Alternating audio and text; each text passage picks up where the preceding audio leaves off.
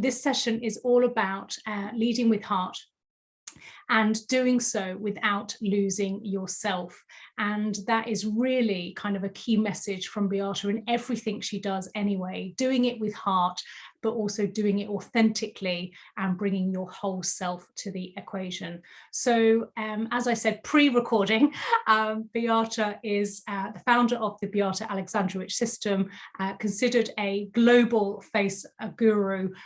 She is a wealth of knowledge when it comes to touch and connection, and I'm absolutely delighted to have her here sharing her knowledge with us and helping inspire us all to be better at what we do. So Beata, thank you so much for joining. It's beautiful to see you. Hello, Michelle, and hello, everybody. Thank you so much for inviting me. This is an amazing conference, first of this kind of conference, is so important. So first of all, thank you for organizing that. Thank you to you, Michelle, and to all people who are supporting you to make it happen. It's really, really very, very important, and it was missing. So I feel privileged to be here today and to share my knowledge. Fantastic. Well, I am going to give you controls, Beata. I will just do that. Oh, you should have them already. Actually, I'd already pressed the button. Good on me. So you should be able to share your screen. Obviously, as always, anybody watching, do feel free to add your comments, and we'll come to them sort of at the end, and I'll be kind of keeping a check on them for Beata sort of throughout as well. But please do add your comments, reflections, thoughts, any questions, and we'll spend some time with those as well. So feel free to start to add those in as you go along, or they come to mind. But otherwise, I will hand over to Beata. Thank you so much. Great. So I understand that I can share the screen. You should be able to now, yeah. You gave me that permission. Let me check that. Yes, it works. Good. So I stop it for a moment. So yes, so hello everybody. I am, as I said, I'm very happy to be here, and I will, although I do many things, and I will share that with you in a moment, I really would like to talk today as a therapist, because I really understand you. I know where you are with everyday challenges to communicate with the clients, because I'm going through that over the last 24 years. I'm still actively having my practice in London. So this will be from where I am speaking today. But let's start. Let's start then.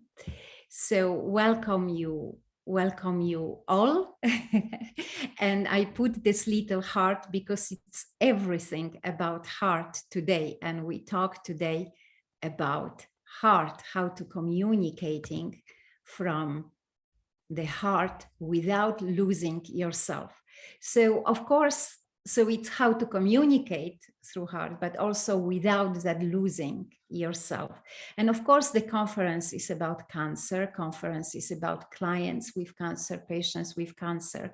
But when I talked to Michelle, how to approach that, we both agreed that communicating from the heart, it's important to any relation with client. It doesn't matter if client is sick or not sick. We need to communicate from the heart to create experience for the client. So how to do that? How to communicate from heart without losing yourself? What it really means to communicate from heart. And we talk about love here. It's impossible to communicate through heart if we don't feel that love. And with love is a bit tricky. It's a tricky topic because we may not like our clients, but we must love them. And this is the big distinction. We may not like Mrs. Smith. She may be difficult or tense, challenging as a client, but we must love her. Otherwise, we won't be able to create that experience, that communication from the heart. So we talk here about love, basically, but there are obviously other elements. And if you're listening to me now, I would suggest that you take pen and pencil, a pencil and a piece of paper, and just write how it is for you, what it means for you to communicate from heart. What is present in you when you communicate from heart, how you behave, what you do, what you don't do. And this is how you recognize that you communicate from heart. You know that if somebody would ask you, did you communicate from heart with the client? You know that you did, because you could recognize specific behavior, feeling, way of talking, way of being. So this is what we need to recognize first. So if you if this is pre-recording and you just listen that as a recording because you couldn't participate today, I suggest you pause here and you take this pen and paper and write down, really write down how it is for you, what it means for you. I put few answers, how I see that from my perspective. And this is picture of beautiful Marta when she was learning the power of touch when I was in Africa. And the power, obviously, of touch is at the base of what you're doing. But first of all, it's being in love. This is the most important. So if we go back to the question, what does it mean to communicate from heart? So if it means to speak from love, from space of love, then in order to speak from that space of love, we need to be in love. So there is no shortcut. What I learned over these 24 years is that I had only as much patience to my clients as I had to myself. That I had only as much love or understanding for my clients, as I had to myself.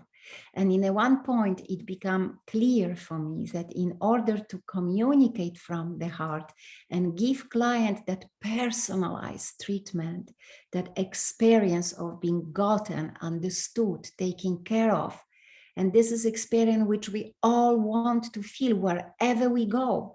This is what you want. We want to feel gotten, loved, understood, taken care of.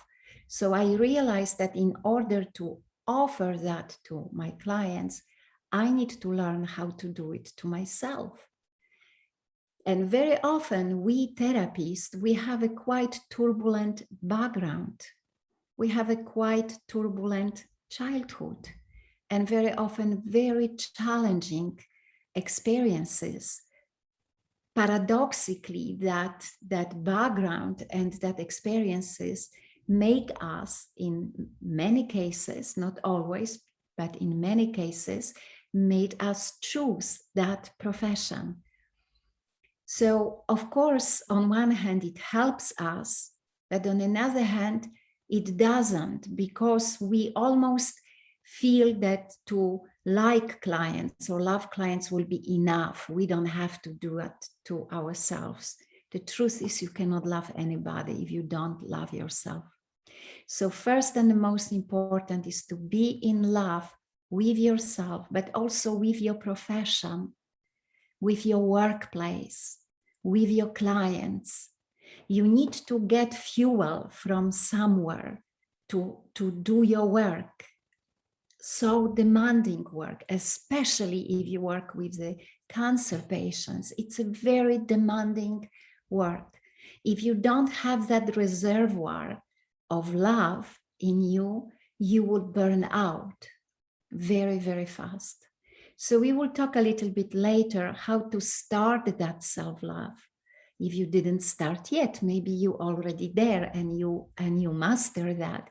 But if not, we will talk how to start that. But at the moment, I just signal that, how important it is to be in love with yourself, with your profession, with your workplace, with your clients.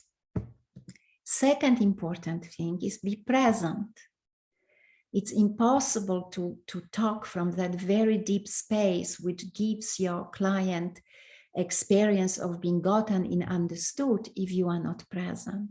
And again, if you don't love what you do, you won't be present, because if you don't love what we do, we want to be somewhere else. It's a very natural reaction. We want to go somewhere. We don't want to stay here and now, because this here and now is not good for us. We dislike it. So again, how important it is to love yourself and love your working place and love your profession and love your clients. Then you can be present for them. And when you are present, you are also aware, especially with people who are suffering. They can come to you and they talk in a specific way. You can see their body language. You can hear the tone of their voice. You can hear the words which they are using. And if you are aware of that, you are already in that place. You already hold place for them, hold space for them. Another very important is be judgment free, of course. And Mother Teresa said once beautifully, when judgment is present, love is not. And it's true, we cannot be judgmental and loved in this, and loving in the same time. So you see how it is important. If you love yourself, you're not judging others anymore. You not criticize them anymore, because criticism and judgment doesn't come from space of love. It comes from space of resentment. It comes from the space of unhealed wounds. It comes from the space of frustrations, lack of trust, etc., etc. This is not the field of love. So again, if you are in this love state, then you don't have to think how you speak, what you speak. You don't have to think about tone of your voice. You don't have to pretend anything. You are in this pure and authentic place. Another important thing is be tolerant. Please be tolerant. Start from yourself. Forget about this concept of perfection. This makes no sense at all. We are human beings and we are here to learn, to make mistakes, to forgive ourselves and others. More you can forgive yourself, more you can offer to others and be more tolerant towards them. And of course, be in service. And this is very much related to your profession. It's very much related to the characteristic of the job which you do. We are in service for clients. We work in a very profound and intimate field with other people. It's a very intimate work. This is not the place for judgment, criticism, making anybody wrong. It's a place of healing. And especially again, if your patient is the cancer patient, it's a space of healing. Space of healing is not possible if this is filled with all these negative grudges, resentments, frustrations. It's not possible. Healing cannot happen then. And you are healer. In a moment when you talk to the client, in a moment when you place hands on client's body, you are healer if you are in that field of purity and love. So this is really very important. So why it is important to communicate from heart? Why maybe we can skip it and just be professional, be to the point, but without that personal element. We're talking about human experience here, and human experience in our profession is fundamental because we want to bring comfort. We want to give our clients connection, sense of connection, and this will bring the change. If you think about person who suffer, if it's cancer patient, the person suffer physically, emotionally, mentally, spiritually as well. very often people who have cancer, they ask that question, why me? This is almost spiritual question. So the suffering goes through all 4 levels. And what you can offer to them is that human experience. They may be disconnected with themselves. They may be angry with themselves. They may be angry with the world for their illness. This is very natural reaction. If they going through chemo again and again, and the cancer is coming back, and it's a battle which lasts 5, 7, 8 years, they have a right to have enough of that. And as a result of that, they may be almost disconnected with themselves because they think of connections with themselves as an experience of pain, frustration, loneliness, confusion, feeling abandoned. So you want to offer them different sense of reconnecting with themselves, with that human part in them, with that home in them, spiritually saying, with that divine in them. You can only do that through love. You can only do that through care, through warmth, gentleness, understanding. They need to experience that human experience. And again, we're talking here about the cancer patient, but it's about everybody. You know, you might have a healthy person physically, but you don't know what happened in life of that person. You don't know what that person was going through. Maybe that person lost somebody 3 days ago and she just doesn't feel like sharing that. So if you come from that space of communicating from the heart, and as a result of that, you offer that human experience, it's already healing. You holding that healing space for your client, and then your client feels comfort. And in that space of comfort, relaxation, peace, harmony, acceptance, they may reconnect with themselves on a much, much deeper layer. And as a result of that, you offering them change. Sometimes treatments can be transformational, even for cancer clients, not in a sense of stopping the physical illness, but maybe changing the attitude to that illness, maybe seeing something from the much bigger perspective, because when you offering them that human experience, their nervous system is slowing down. They have a chance to reconnect with themselves, with that intelligence of the body, intelligence of themselves. This is the consciousness level. They can tap into that. And when they tap into that, they can have this aha moment, which we sometimes have. We walk, we hike, we suddenly see something beautiful, we connect with the heart, our own heart, and we have this eureka moment of this realization, or this sense of harmony, or the sense that suddenly everything has sense. You can offer that to your client. It's really possible that you can open for your client that space. Of course, it's a client decision to do that or not, but you can create that environment for your client if you coming from your heart. This is how important it is. And we often forgetting why we choose that profession, what we want to offer to our clients. So again, if you're listening recordings now, please pause here and just write down, why did you choose this profession? What was behind that? Remind yourself that. It's very often easy to forget about it, but the reasons why you choose these professions was very profound. And you need to tap into that again, because there is your heart there.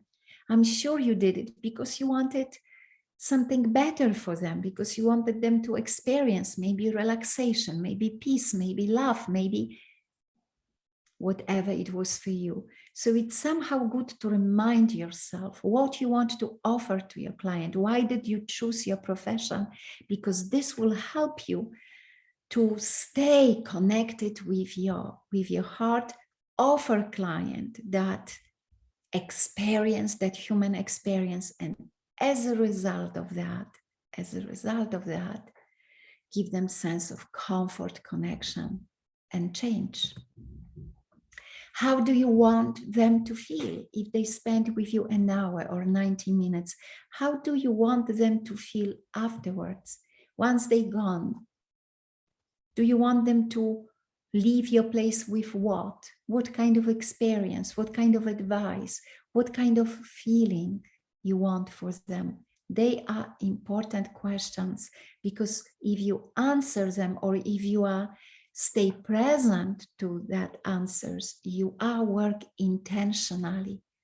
You have intention of your work, which means you are much more focused and much less affected by unfriendly or difficult behaviors of your clients, because you just remind yourself why you doing this job, and you stay focused on that, and not on how client looks, what client is saying, how client talks to you, how client approach you. This is secondary. The most important is what you want for your client, how you want your client to feel.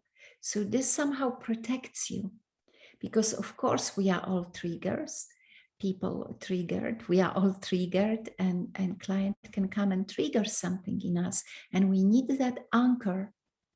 We need that anchor to stay focused instead of going in that spiral of emotions which can be awaked in us as a result of our client reaction or behavior.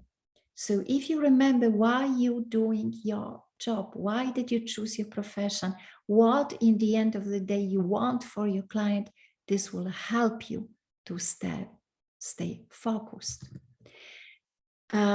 So can you have this kind of deep, profound effect on the client, positive, without communicating from the heart?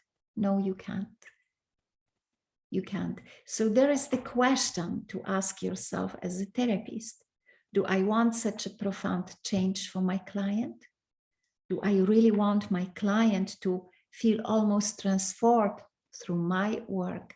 If yes, yes, I need to search for my own heart. If not, it's okay. You can still give technically good treatment, but then you narrow the meaning of your profession, because your profession is not just fixing anything regarding the health of the person, emotions of the person. Your profession is about offering change, being in that space which allows your client to connect with themselves. You create that safe environment. It's almost like trusting that the self-healing system is in the body, and everything what you do, you create that space for your client to connect with that inner truth, that inner wisdom of themselves. You cannot do that without communicating from your heart, and you cannot communicate from your heart if you don't feel love. And you cannot feel love to others if you struggle with experiencing love to yourself. What does stop you to communicate from the heart? I very often hear that from therapists when I do trainings in spas, that they saying, I don't want to communicate from the heart because I'm scared of losing myself. And they use different words. They use different words to describe that losing yourself. Sometimes they talking that they energetically feel affected by the client energy. Sometimes they talking that they become too close to client, or they start to care too much about client. And this is really, really important because it can stop us to communicate from the heart. And I personally believe that every therapist, at least every therapist I worked with, and I worked with many, many therapists, each of them really wanted to communicate from the heart. Even if it looked like they didn't, they wanted. There were just that resistance in them, cautiousness. And of course, it's normal. We have our life experience. We have our personal experiences of opening our heart, of speaking from the heart, as a result of that being rejected, being hurt. So we don't want to repeat that experience over and over and over again. So this is normal.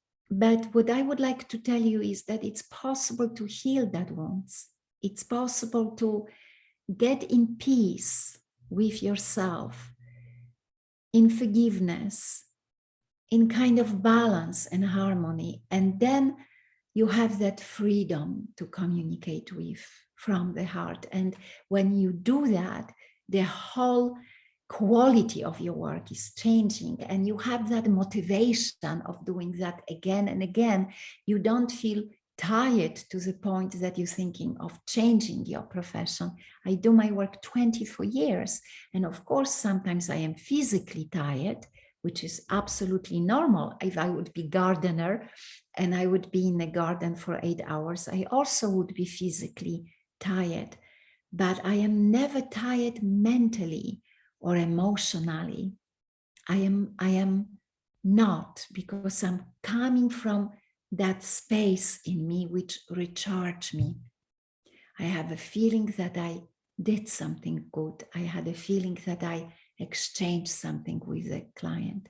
So this is also about our hygiene, emotional, physical, mental.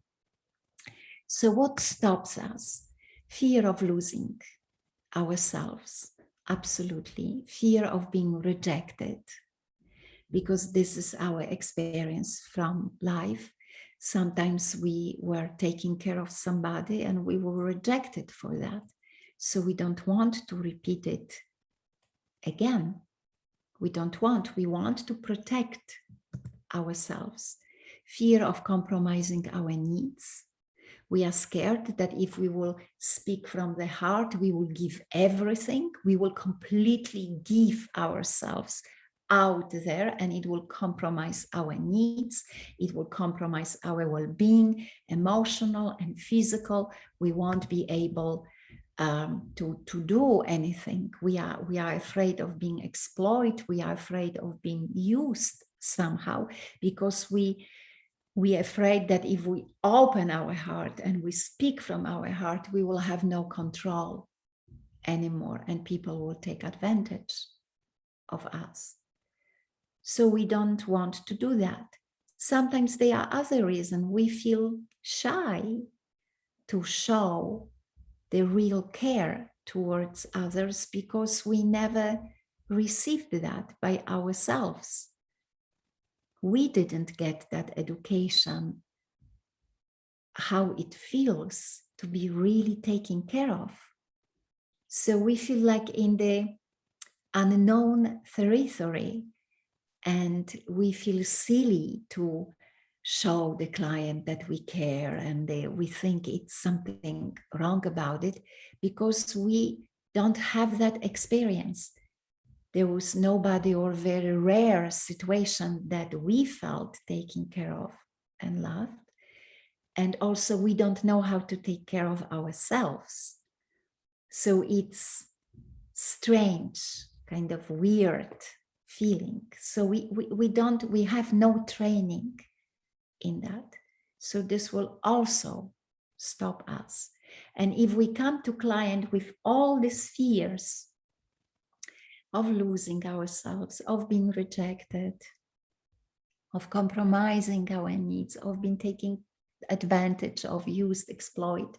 If we go with all that to the client who's standing in front of us and it's in pain, it's afraid, they can be lost, confused, despair.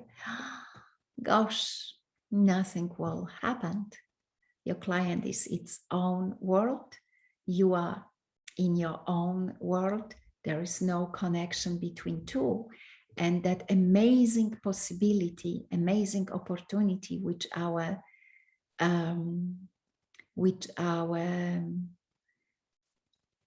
occupation gives us to connect, to take the client to the deep journey on self-discovery is lost.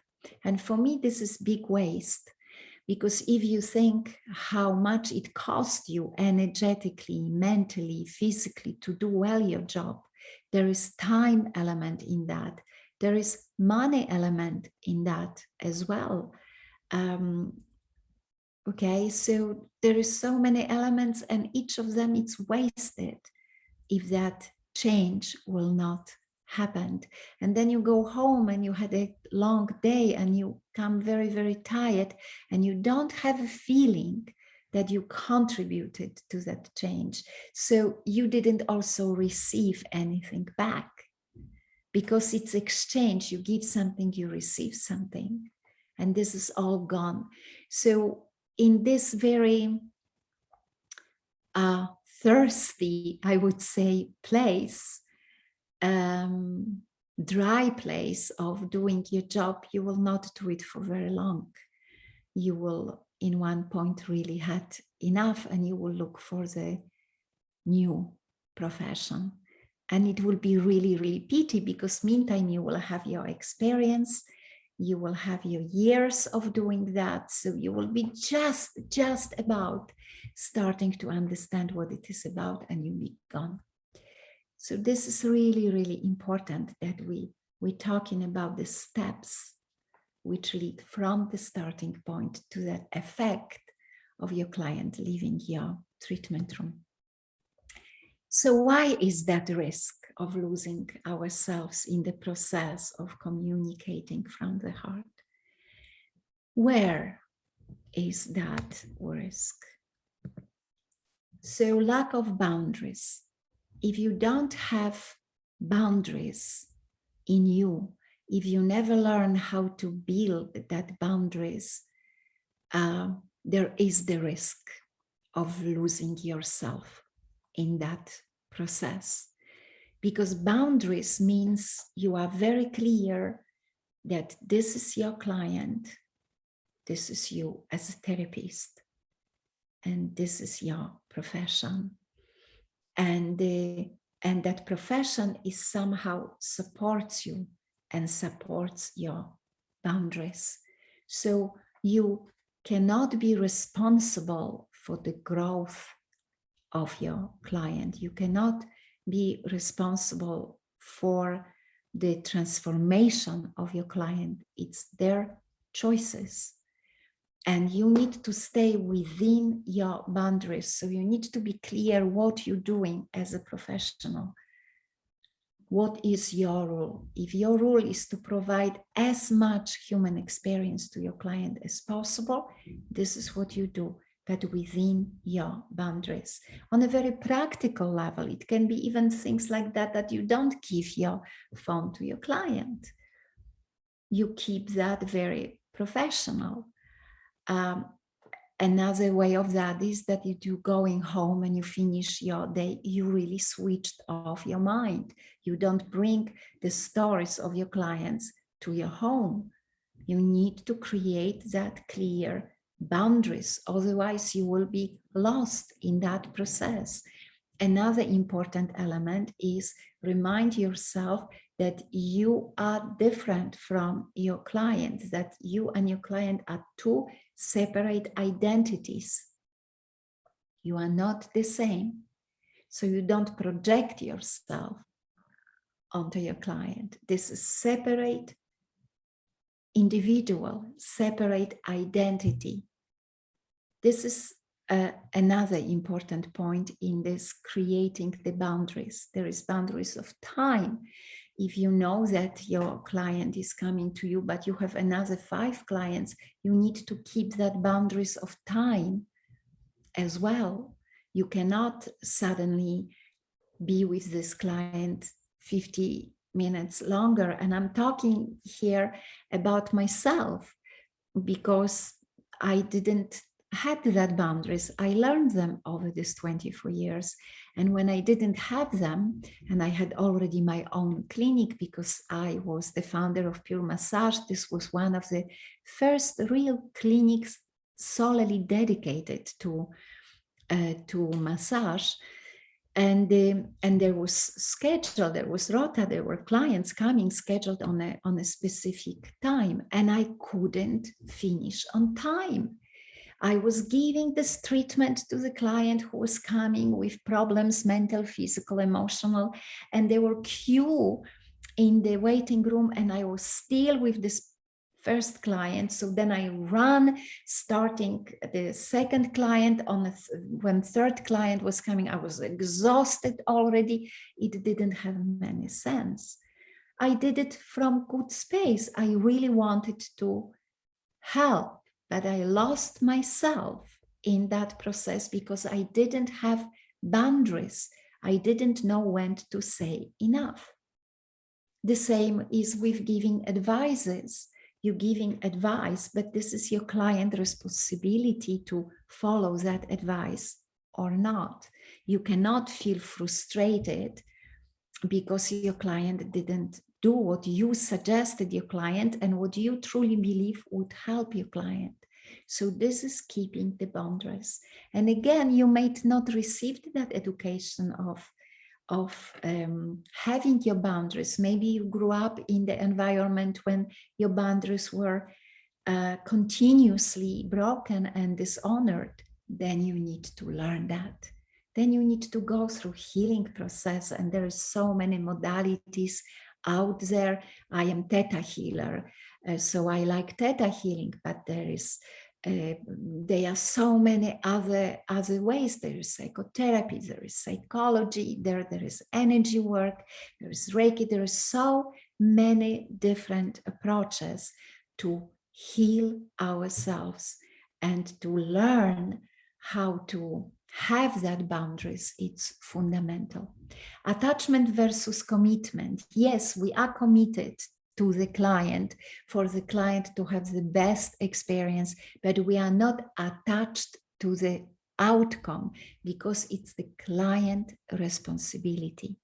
So it's again somehow related to these boundaries, and I will talk about it in a moment.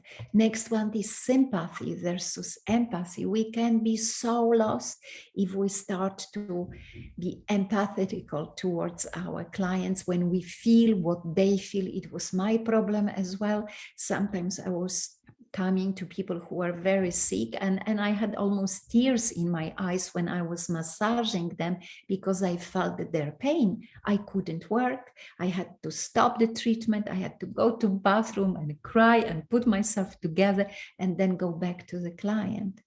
This is not right. This is not the good recipe for being long-term healthy, balanced therapist. We need to learn the difference. I will talk in a moment about it.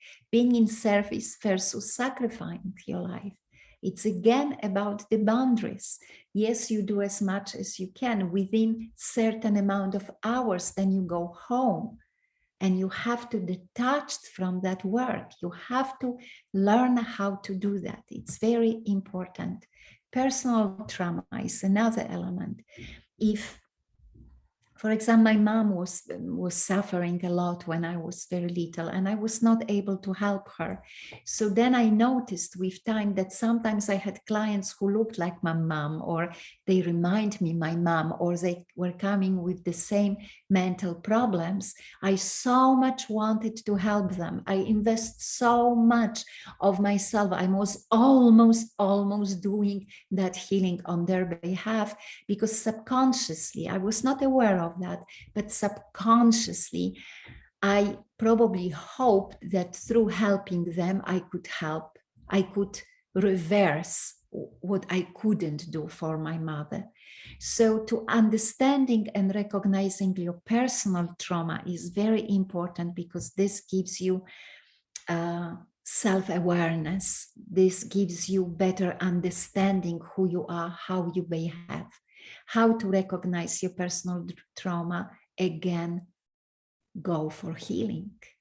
And we still think about healing that we don't need healing, that healing only those need who are at the end of the rope, and they really suffer, and they are not mentally balanced anymore. And this is such a misconception. We all going through difficult moments in life. This moment stays in us, in our tissue, in our DNA, in our higher self, in our energy field. It's there. It impacts us every day. It's really important to wash and cleanse ourselves from that, like we take shower every day or we brush our teeth. This is energetical shower, energetical cleanse. We need to look at that traumas. We need to look at that difficult moments in our life and transform them, heal them. And then alchemy is happening, because then something what was painful, difficult, challenging can be transformed into our strongest point, our strength, our ability to communicate with others on a much, much, much deep level without losing ourselves. So attachment versus commitment, I will just come back to that for a moment. You are committed to the change. You are committed to make your client feel better, calmer, more connected with themselves in this stage of comfort and relaxation. But you are not attached to that, because in the end of the day, it's a choice and journey of your client. It's like you have friends and you invited them for the walk. Of course, you are committed to make that walk as beautiful for them as possible, but it's their choice in the end, how they approach that walk, what they take from that. If you feel that they didn't take from that what you expected, and you started to be emotional about it, frustrated about it, then it means you lost yourself. Then it means you got attached to the outcome. So this is really, really important to start to understand that difference. Sympathy versus empathy. Here you have a very funny picture when the doctor is saying, I think you will find I am one of the most empathetic doctors around, and you see exactly that he looks like his patient.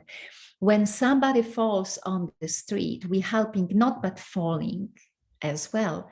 We helping by help the person to stand up. So this is, again, you can be in that sympathy space. You can really feel for the client. You can be in that compassionate state without losing yourself. So it's again about boundaries. And we're losing these boundaries because we want to be loved. And if we have an education that in order to be loved, we need to give everything, we're repeating that education through all our lives. So it's important to look at that and change that, reprogram that. Being in service versus sacrificing your life. You have a very good example of that. If in the end of the day you are exhausted and you feel that nothing left from you after your day of work, something went wrong, because nobody asked you to sacrifice your life to do well your job. This is your own decision, your own choice. And this is again about the boundaries, when no means no.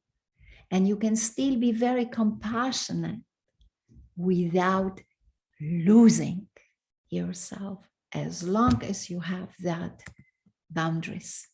So how to prevent losing yourself in this process? Respecting each client's story and their personal journey. And this is kind of spiritual conversation which we have here, but I am healer as well, and I use energy work in my healing, and also as a healer, I went through quite deep spiritual journey, and I choose to believe that we are coming here for the purpose, that there is the soul growth in our journey, that they are lessons for us. This is my choice, how I see that, how I perceive that. I made that choice based on my own experiences and by observing my clients and changes that they went through. But I am not telling you that this is the only way of seeing that. But I'm inviting you to consider that maybe your patient, your client has its own story to go through. Maybe there are lessons for them to learn. So you are here not to rescue your client from their own journey. You are here to help your client to go through this journey in the most comfortable, loving, human way. And this is big difference. You might not be able to take away the pain from your client, but you might be able to create an environment in which that pain will be more bearable. And you create that environment through your way of being, through communicating from your heart, through coming from space of love, because then you accept, tolerate, love, non-judge. You are just really, really deeply, deeply human. Remembering that you are not fixing, but facilitator of the change. You are not fixer, you facilitator of the change. You put everything in motion with your techniques, with your conversation, with your way of being, but there is client who decide how much client can take, change, embrace from what you're offering. So you're not fixing the client. You can't do that. You cannot fix the client, but you can facilitate the change. It's almost like trusting that client has that resources in themselves, and you just help through the way how you talk to them, through the awareness which you have towards them, through your techniques. Obviously, you help them to go through that change, whatever that change is. How is possible to do that? Of course, when you have your boundaries, when you clearly know and feel where your client ends, when you start as a therapist. Sometimes therapists can be really dominating and making clients wrong, and they coming from good space, but it's wrong. It's wrong. It's lack of respect of the choice. You see, in healing, we healers know that there is free will of the person, that we can offer something, but in the end of the day, client may choose something different. Client may be in a different space of growth and development, and we need to accept that. Preparing yourself to work mentally, emotionally, and physically, and developing your own boundaries. So what it means mentally, emotionally, and physically. Mentally means that you need to meditate. You really need to come to work with this clean mind. If you come into work with the mind which is full of stories, full of unfinished things, full of worries, you cannot be present. And when you're not present, you have much more chances to fall into difficult conversations, into conflicts, into missing or misunderstood your clients. So your mental state is fundamental. Meditation, and there is so many meditations available out there, and I really offer you, I suggest you search, Google, be curious, Take responsibility for that mental growth of yours. Take responsibility of taking care of yourself mentally. Don't expect that your manager will do that or your friend will do that. This is your responsibility. This is your job. This is your profession. So you need to prepare yourself mentally. It's good to remind yourself why you do this profession as well, like we talked about it before. Emotionally, we talk about the self-love. Really invest in that self-love. Start to observe how often you have this negative monologue about yourself. When you caught yourself next time on that monologue, I am not this, I am not that, just stop it. Say, that's it. I'm not doing this anymore. Take a journal, write every day 10 things which you like about yourself, 15 things which you like about yourself, and every day thanking yourself for at least 3 things that you did today and you are proud of that. Write it down. Create the journal of self-love and every day write the paragraph acknowledging yourself, recognizing your beauty, recognizing your strength, recognizing your talents. Again, nobody will do that on your behalf because everybody struggle with self-love. So don't expect that somebody will make you loving yourself. It's not gonna to happen. You need to invest in that. Start to write down what are your needs and follow that needs. If your need is to go on a weekend on a long walk, follow that need. Give yourself that walk.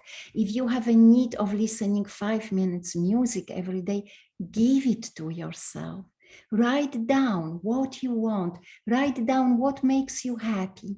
What makes you, I'm looking at the time because I need to finish on time. That is why only I'm looking at the time. Write down what makes you happy. Write down that there are 5 things that if you do every day, you know that you will be in that good connection with yourself. Maybe it's cold shower. Maybe it's brushing your body. Maybe it's 2 minutes of meditation. Maybe it's listening music. Maybe it's looking at the tree outside of the window. You know what makes you happy. Start to implement that. Start to nourish yourself, respect yourself. If the wounds are too big, too heavy, too painful, go and ask for help and heal it.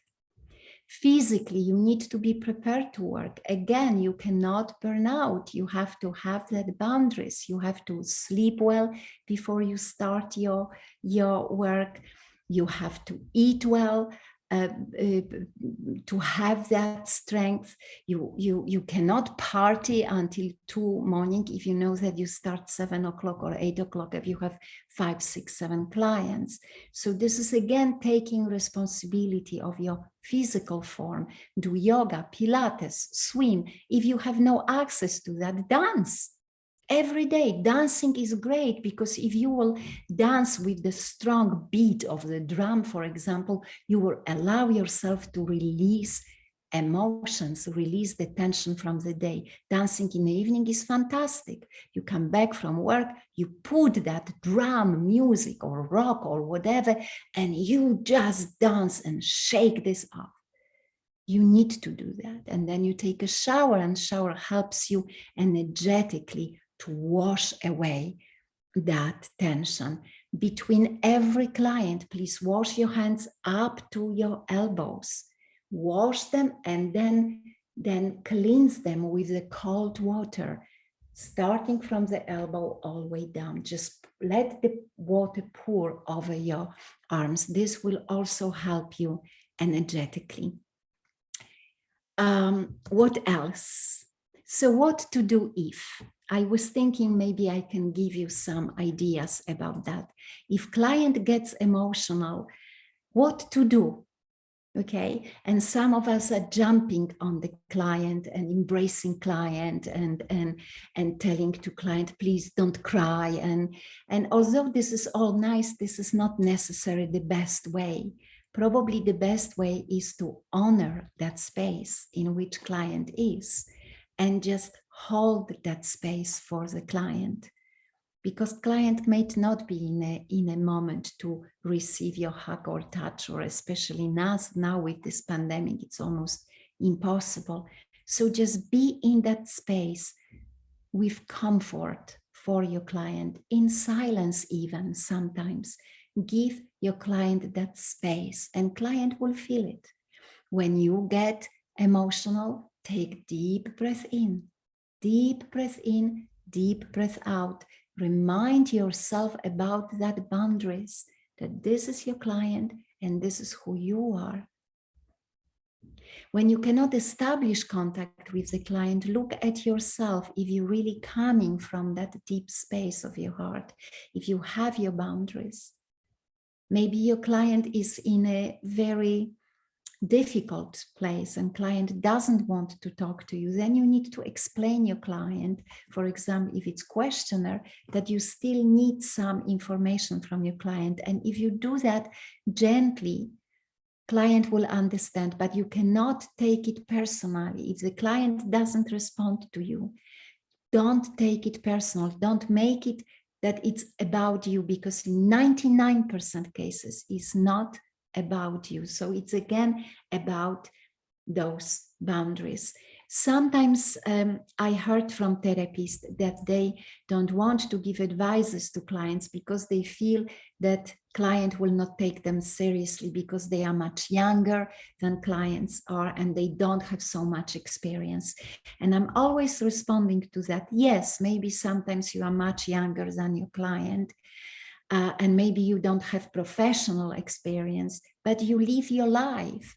You also have experience of pain and frustration and loss and sadness and loneliness. You also have that experience because you are alive, and that experience is within your parameter entitle you to connect with the client.